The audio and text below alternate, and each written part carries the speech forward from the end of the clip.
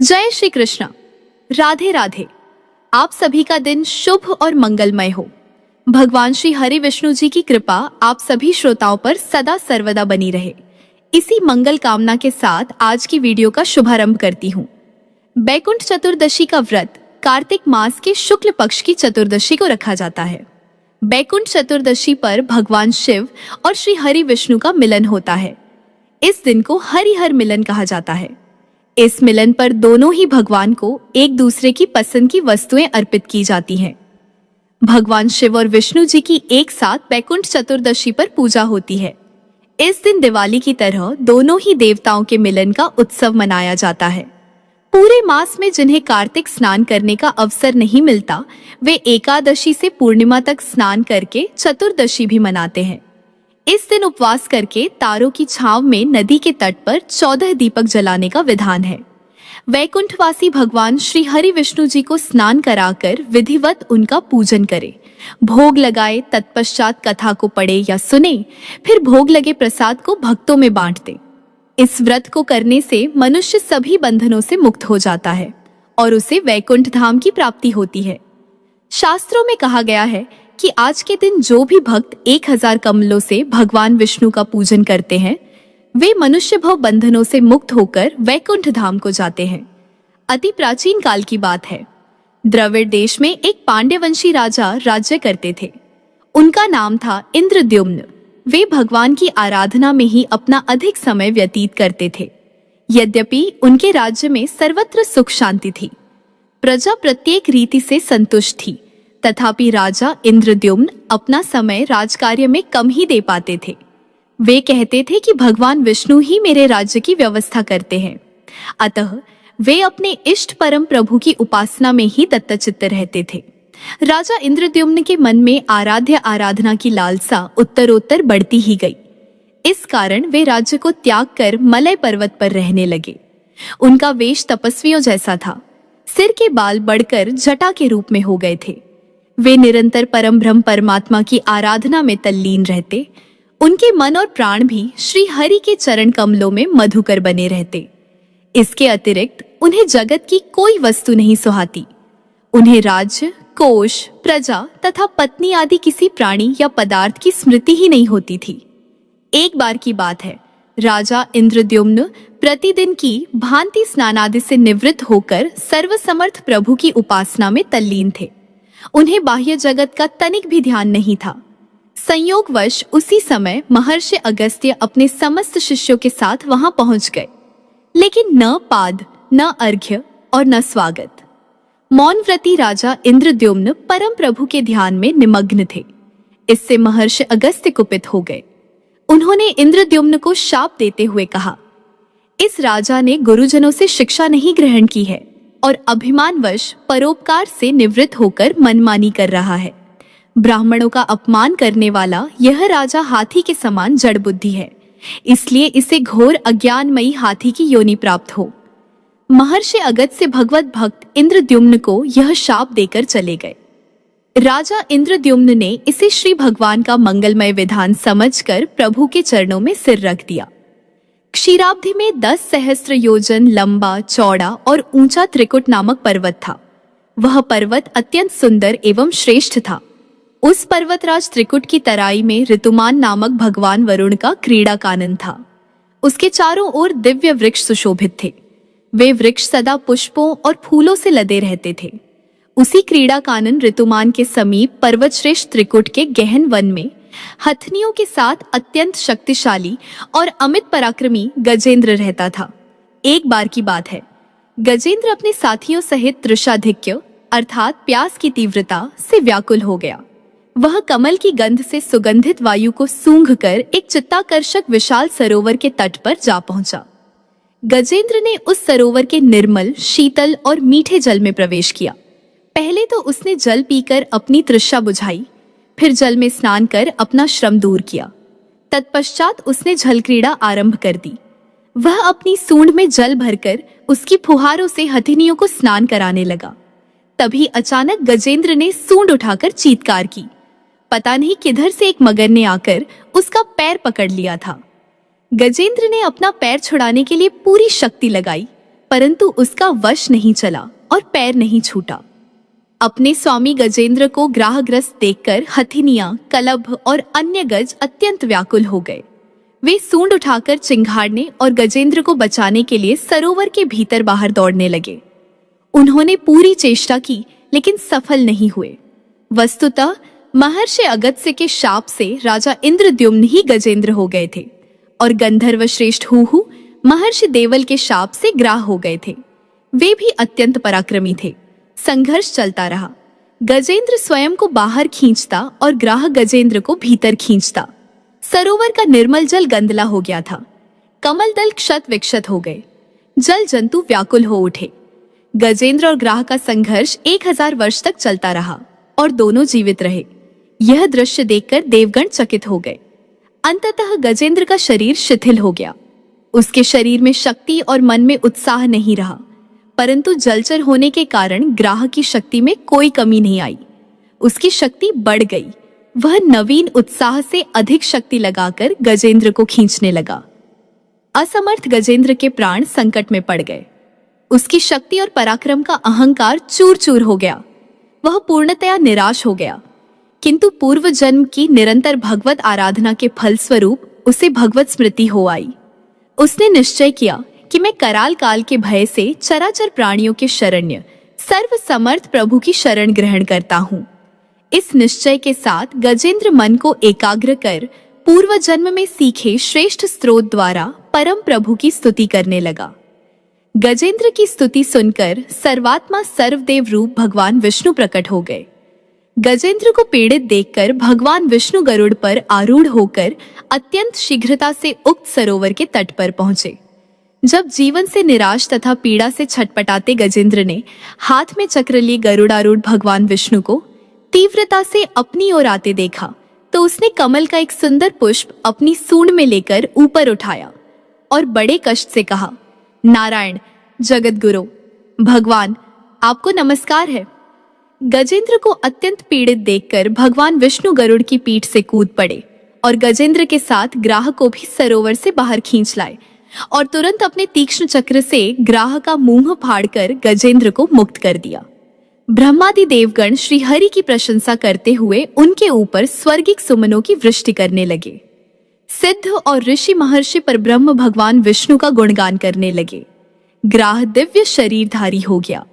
उसने भगवान विष्णु के चरणों में सिर रखकर प्रणाम किया और भगवान विष्णु के गुणों की प्रशंसा करने लगा।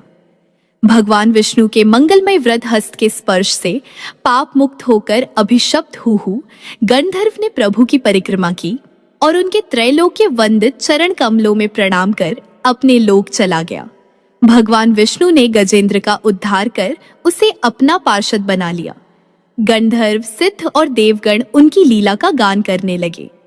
गजेंद्र की स्तुति से प्रसन्न होकर भगवान विष्णु ने सबके समक्ष कहा, प्यारे गजेंद्र, जो लोग ब्रह्म के समय निर्मल बुद्धि का दान करूंगा, मुहूर्त में उठकर तुम्हारी की हुई स्तुति से मेरा स्तवन करेंगे, उन्हें मैं मृत्यु के समय निर्मल बुद्धि का दान करूंगा। यह कहकर भगवान विष्णु ने पार्षद रूप में गजेंद्र को साथ लिया और गरुड़ पर आरूढ़ होकर अपने दिव्य धाम को चले गए। अब आइए श्रवण करते हैं बैकुंठ चतुर्दशी की पौराणिक कथा। सतयुग में कार्तिक शुक्ल चतुर्दशी के दिन बैकुंठ के अधिपति भगवान विष्णु बैकुंठ से वाराणसी आए। ब्रह्म मुहूर्त में भगवान श्री हरि विष्णु जी मणिकर्णिका घाट पर स्नान करके 1000 कमल पुष्प लेकर परम भक्ति भाव से भगवान शिव का पूजन करने के लिए पहुंचे। उन्होंने कमल पुष्पों से भगवान शिव का पूजन आरंभ किया। वे मंत्रोच्चारण के साथ एक एक करके कमल पुष्प शिवलिंग पर चढ़ाते गए। जब 999 कमल पुष्प चढ़ चुके तो भगवान विष्णु चौंक गए, क्योंकि 1000वां पुष्प स्वयं भगवान शिव ने बड़ी चालाकी से छिपा लिया था। अब भगवान विष्णु परेशान हो उठे कि कैसे शिवलिंग पर 1000 कमल पुष्प चढ़ाएं। अगर अंतिम कमल पुष्प शिवलिंग पर नहीं चढ़ाया तो उनका संकल्प अधूरा रह जाएगा, और यदि वे एक कमल लेने जाते हैं तो उनका आसन भंग होता है। इसी उधेड़ बुन में विचार करते हुए उन्हें यही समझ आया कि मुझे मनुष्य प्राणी पुंडरीकाक्ष कहते हैं, क्योंकि मेरे नेत्र कमल के समान हैं। क्यों न इनमें से एक आंख को कमल के बदले शिवलिंग पर चढ़ा दूं।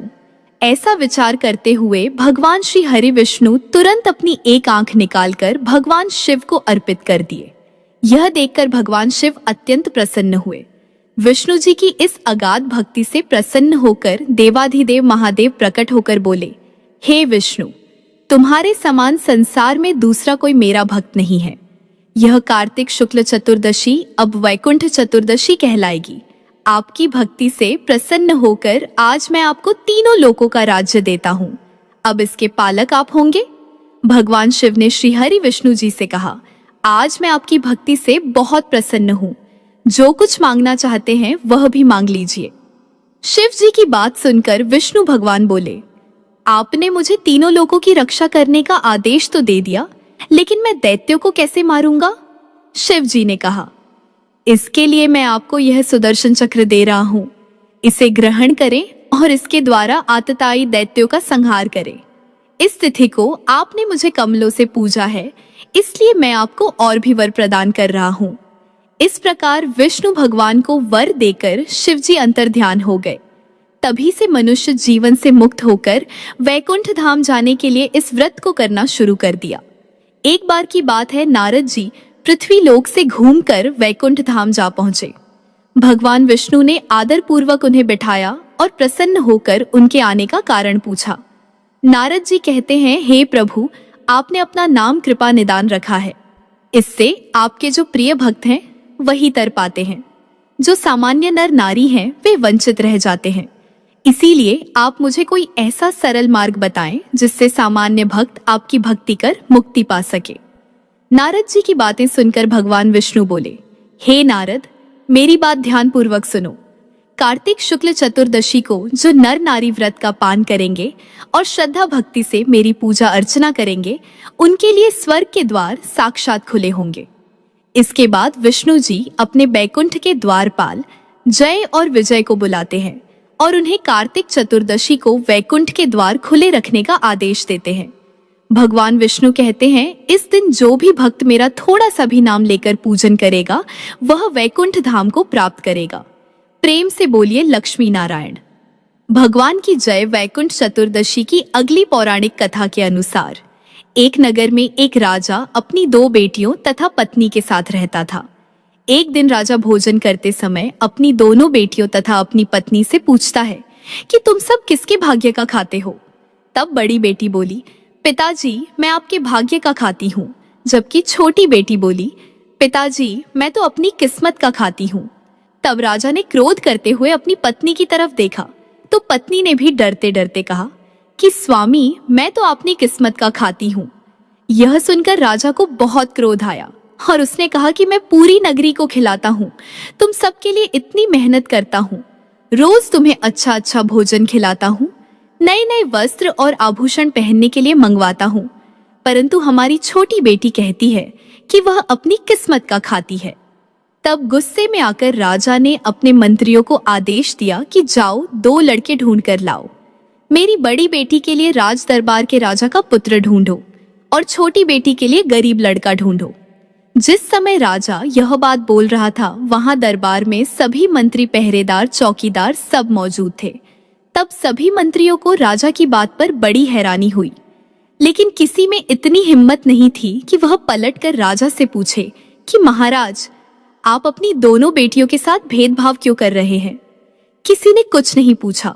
कुछ दिनों बाद राजा ने अपनी बड़ी बेटी का विवाह एक राजा के पुत्र से कर दिया और छोटी बेटी का विवाह एक गरीब भिखारी के लड़के से कर दिया।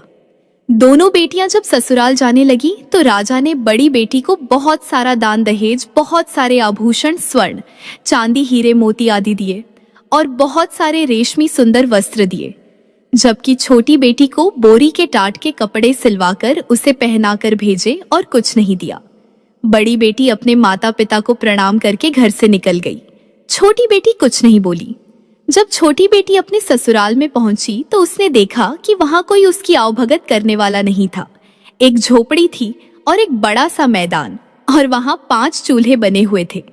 रात्रि को छोटी बेटी चुपचाप सो गई। सुबह जब वह सोकर उठी तो उसने अपने जेठ जी से पूछा कि यह 5 चूल्हे यहाँ क्यों हैं? तब बड़े जेठ ने कहा कि वह हम 5 भाइयों के 5 चूल्हे हैं। राजा की छोटी बेटी ने कहा ठीक है, लेकिन आप सब झोली लेकर कहाँ जा रहे हैं? जेठ थोड़ा समझदार था, उसने कहा कि बहू, हम सब तो भिखारी है, इसीलिए हम सब तो भीख मांगने जा रहे हैं। जेठ ने कहा, बहू, तुम तो बहुत पैसे वाले राजा की बेटी हो। तुम्हारे मंत्री ने एक रात्रि को जबरदस्ती मेरे 5वें छोटे भाई को पकड़कर तुम्हारे साथ ब्याह करवा दिया। तब बहू बोली कि जेठ जी, आपकी कोई गलती नहीं है, सबको अपनी किस्मत का मिलता है। मेरी किस्मत में जो था वह मुझे मिल गया। इसके बाद 5 भाई भीख मांगने के लिए चले गए। पीछे से बहू ने पूरे घर की साफ सफाई करी, पूरे घर को गोबर से लीपकर आंगन को लीपी। इसके बाद बड़े जेठ के चूल्हे को छोड़कर सभी के चूल्हे वहां से हटा दिए। शाम को जब 5 भाई आए और घर को साफ सुथरा देखा तथा 4 चूल्हे हटे हुए देखे तो 4 छोटे भाइयों को बहुत क्रोध आया। उन्होंने कहा, हमारे चूल्हे कहाँ गए? तब नई बहू बोली कि आज से हम एक ही चूल्हे पर भोजन बनाएंगे, मैं खाना बनाऊंगी और आप सब खाएंगे। यह सुनकर सबको बहुत अच्छा लगा। तब बहू ने कहा कि पहले आप सब नदी पर जाकर नहा धो लें, उसके बाद आते समय ठाकुर जी के मंदिर में दर्शन करके आना। यह सुनकर छोटे चारों भाइयों को बड़ा क्रोध आया, लेकिन जेठ थोड़ा समझदार था। उसने कहा, जैसा बहू कह रही है हम सब वैसा ही करेंगे। आज से पहले कभी भी 5 भाई नहाए नहीं थे। चारों भाइयों ने नहाने के लिए मना किया, लेकिन बड़ा भाई समझदार था। उसने कहा, जैसा बहू कह रही है हम सब वैसा ही करेंगे। सभी तालाब पर नहाने के लिए चले गए और आते समय ठाकुर जी के मंदिर में पूजा पाठ करने गए, लेकिन कभी उन्होंने कोई पूजा नहीं करी थी, इसलिए वह चुपचाप भगवान के आगे हाथ जोड़कर बैठे और घर वापस आ गए। तत्पश्चात 5 भाइयों ने भोजन किया। इतना स्वादिष्ट भोजन उन्होंने आज से पहले कभी नहीं किया था। भोजन करने के बाद चारों भाई झोपड़ी के बाहर सो गए और नई बहू अपने पति के साथ झोपड़ी के अंदर सो गई। सुबह जब वह सोकर उठे तो वापस से वह 5 भाई झोली उठाकर भीख मांगने के लिए जाने लगे। तब नई बहू ने कहा कि आज से आप लोग भीख नहीं मांगेंगे, मेहनत मजदूरी करेंगे। तब उसके जेठ ने कहा कि बहू, हमें कमाना नहीं आता। तब नई बहू ने कहा कि जो भी काम मिले आपको वही करना, लेकिन भीख मत मांगना। फिर से 4 छोटे भाइयों को बहू की बात पर क्रोध आया, लेकिन बड़े भाई ने फिर से वही बात कही कि जैसा बहू कह रही है हम वैसा ही करेंगे। कमाने के इरादे से घर से निकल गए। 4 छोटे भाई को कोई ना कोई काम मिल गया। किसी को बोरियां उठाने का काम मिल गया तो किसी को कुली का काम मिल गया, लेकिन बड़े जेठ को कोई काम नहीं मिला। जब वह निराश होकर घर वापस आ रहा था तो उसका पाँव गोबर में पड़ गया। घर आने के बाद जेठ ने कहा कि बहू, मेरा पाँव गोबर में पड़ गया है। नई बहू ने कहा कि आपका पैर गोबर में पड़ गया है तो बाहर पहुंच दीजिए और घर के अंदर आ जाइए। सभी ने अपनी अपनी मजदूरी नई बहू को पकड़ा दी। उस दिन उन सबको बहुत अच्छा लग रहा था, क्योंकि उस दिन उन्होंने भीख नहीं मांगी। भीख मांगने से उनकी बहुत बेइज्जती होती थी, लेकिन आज उन्होंने मजदूरी करी तो उन सबको बहुत अच्छा लग रहा था। बड़े जेठ ने नई बहू से कहा कि बहू, मुझे कोई काम नहीं मिला। तब बहू ने कहा कि कोई बात नहीं जेठ जी। रोज की तरह उस दिन वापस से सभी भाई तालाब पर नहाने गए। तालाब से नहाकर वापस आए और मंदिर में दर्शन करने गए। घर पर बहू ने स्वादिष्ट भोजन बनाया और सबने गर्मा गर्म स्वादिष्ट भोजन खाया। उसके बाद सो गए। दूसरे दिन वापस वह कमाने के लिए निकल गए। उस दिन भी 4 छोटे भाइयों को कोई ना कोई काम मिला, लेकिन वापस बड़े जेठ को कोई काम नहीं मिला। उस दिन भी बड़ा जेठ बहुत दुखी और उदास हो गया। वह सोचने लगा कि नई बहू को मैं आज क्या जवाब दूंगा। जब जेठ घर आ रहा था तो रास्ते में उसे एक मरा हुआ सर्प मिला। देखने पर सर्प को उठा लिया और आते ही उसने बहू से कहा कि बहू, मुझे यह रास्ते में मरा हुआ सांप मिला, इसका मैं क्या करूं? तो बहू बोली कि आप इसे झोपड़ी के ऊपर फेंक दीजिए। इस तरह उनके दिन मजे से निकलने लगे। उनके घर में अन्न धन के भंडार भी भरने लगे। सभी मेहनत मजदूरी करके कमाने लगे। एक दिन उस नगर के महारानी का बेशकीमती हार चील लेकर उड़ गई। सारे राज दरबारी पहरेदार और चौकीदार उस चील के पीछे पीछे भागने लगे, लेकिन सब बेकार। जब वह चील उन 5 भाइयों की झोपड़ी के ऊपर से उड़ रही थी तो उसने वहां मरा हुआ सर्प देखा, तो चील ने रानी का हार वहीं गिरा दिया और सर्प लेकर उड़ गई। उधर राजा ने नगर में ढिंढोरा पिटवा दिया कि जिसे भी रानी का वह बेशकीमती हार मिले वह लाकर राजमहल के राज दरबार में जमा करवा दे और वह मुंह मांगा इनाम ले जाए। शाम को सभी भाई मेहनत मजदूरी करके वापस झोपड़ी में आए तो बड़े जेठ की नजर झोपड़ी के ऊपर चमकती हुई चीज पर पड़ी। बड़े जेठ ने चमकती हुई चीज को उतार कर देखा तो वह बेशकीमती हार निकला। जेठ ने वह हार लाकर नई बहू को दे दिया। तब नई बहू बोली कि यह हार तो रानी का है, आप इसे ले जाकर राजा जी को दे दीजिए। फिर जेठ ने वैसा ही किया। जेठ ने जाकर वह हार राजा को दे दिया। राजा हार को देखकर बहुत खुश हुआ और बोला कि भाई, इसके बदले में तुम्हें मुंह मांगा इनाम मिलेगा, मैं तुम्हें सब देने के लिए तैयार हूं। तब उसने बोला कि राजा जी, मुझे मांगना नहीं आता, मैं अपने भाई की पत्नी से पूछ कर बताऊंगा। राजा ने कहा, कोई बात नहीं, तुम पूछ लेना फिर बताना। जेठ घर आया। घर आने के बाद उसने नई बहू को पूरी बात बताई। तब बहू ने कहा कि जेठ जी, आप राजा के महल में वापस जाना और राजा से कह देना कि राजा जी, मैं चाहता हूँ कि वैकुंठ चौदस के दिन नगर में किसी के भी यहाँ दीपक ना जले और राजमहल में भी अंधेरा रहे। तब जेठ वापस राजमहल में गया। राजमहल में जाकर उसने राजा से कहा कि राजा जी, मुझे कोई इनाम नहीं चाहिए, बस आप बैकुंठ चौदस अर्थात बैकुंठ चतुर्दशी के दिन नगर में यह ढिंढोरा पिटवा दीजिए कि कोई भी नगरवासी दीपक ना जलावे, यहाँ तक कि राजमहल में भी दीपक ना जले। बैकुंठ चौदस के दिन पूरी नगरी में अंधेरा रहे। बिना कुछ सोचे समझे राजा ने कहा, कोई बात नहीं, अगर तुम्हारी यही इच्छा है तो एक दिन नगर में कोई दीपक नहीं जलाएगा और राजमहल में भी दीपक नहीं जलेगा।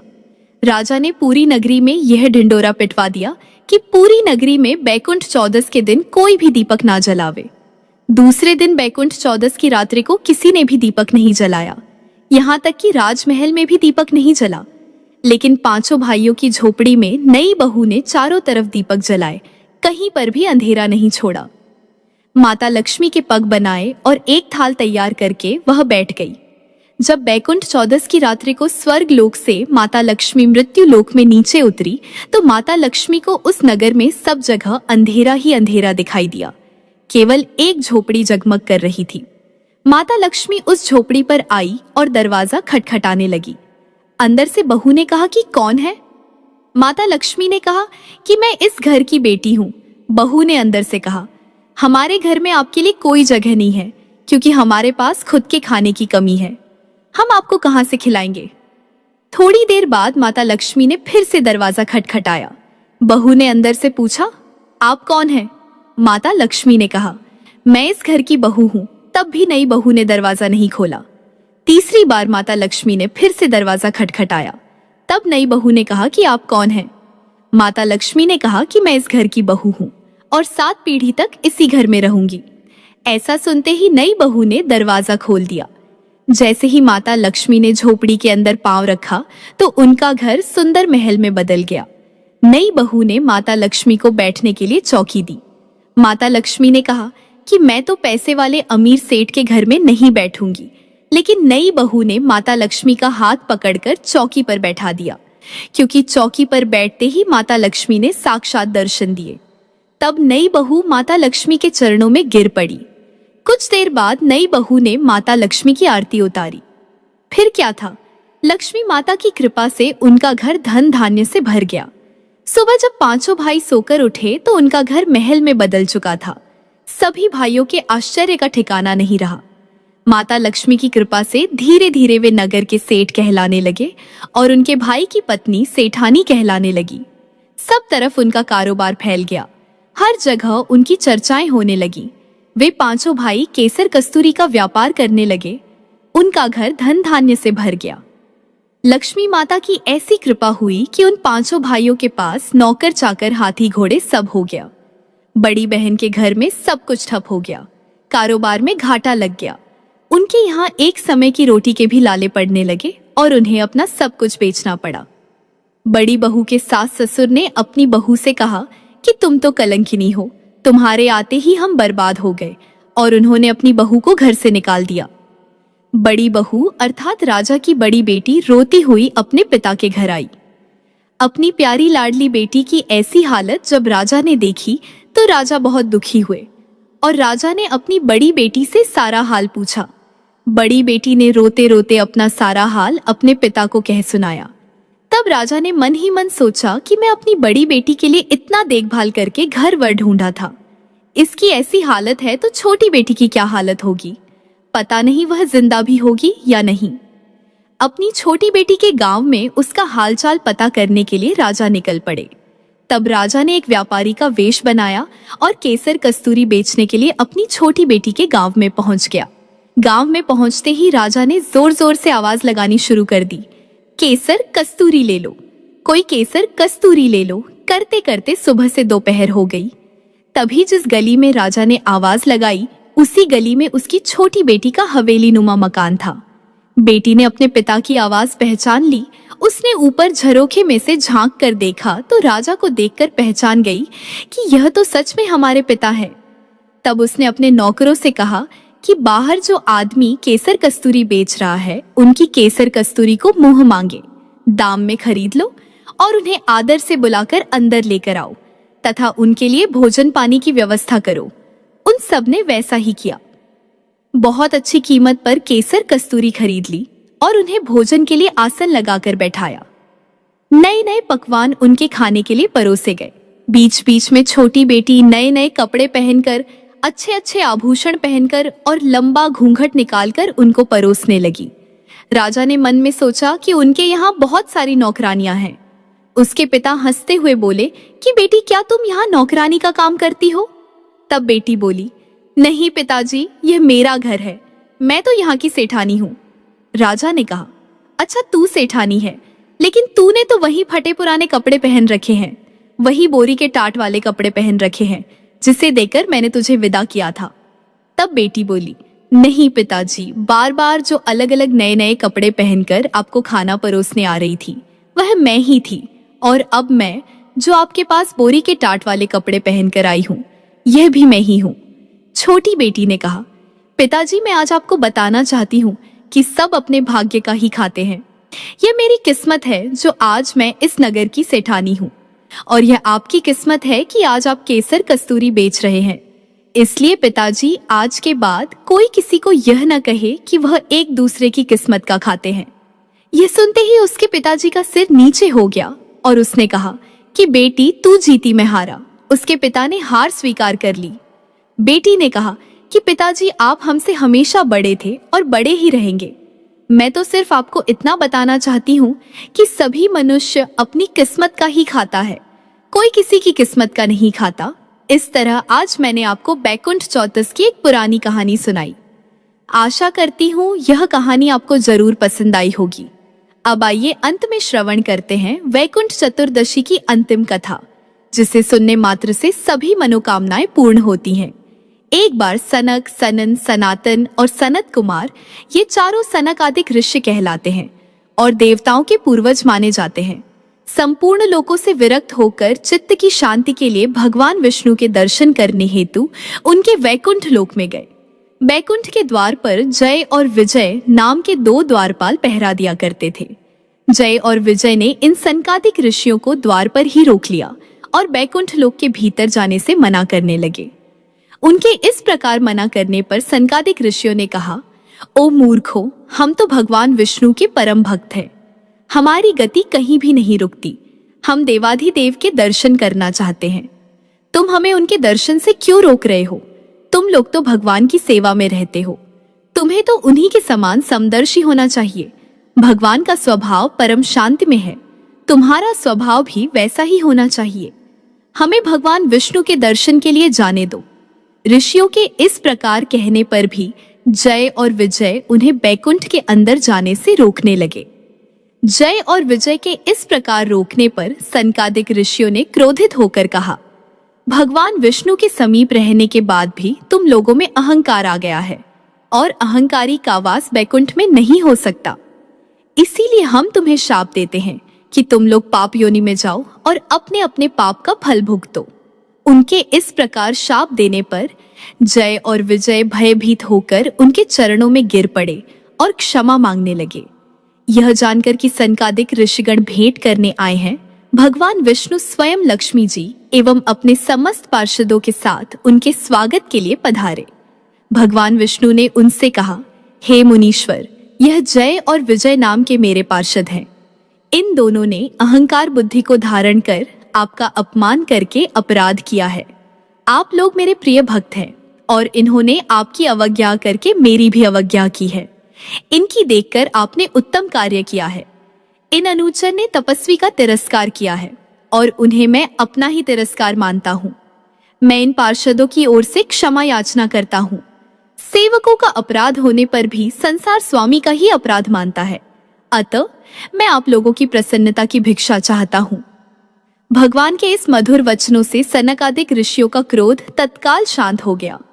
भगवान की उदारता से वे अति आनंदित हुए और बोले, आप धर्म की मर्यादा रखने के लिए ही इतना आदर देते हैं। हे नाथ, हमने इन निरपराध पार्षद को क्रोध के वश में होकर शाप दे दिया है। इसके लिए हम क्षमा चाहते हैं। आप समझें तो इन द्वारपालों को क्षमा करके हमारे श्राप से मुक्त कर सकते हैं। भगवान विष्णु ने कहा, हे मुनिगण, मैं सर्वशक्तिमान होने के बाद भी ब्राह्मणों के वचन को असत्य नहीं करना चाहता, क्योंकि इससे धर्म का उल्लंघन होता है। आपने जो शाप दिया है वह मेरी प्रेरणा से हुआ है। इस दंड के भाग्य से ये 3 जन्म असुर योनि को प्राप्त करेंगे और तीनों बार मैं स्वयं इनका संहार करूंगा। यह मुझसे स्वभाव से शत्रु भाव रखते हुए भी मेरे ही ध्यान में लीन रहेंगे। मेरे द्वारा इनका संहार होने के बाद ये पुनः इस धाम में वापस आ जाएंगे। जय श्री कृष्ण। राधे राधे।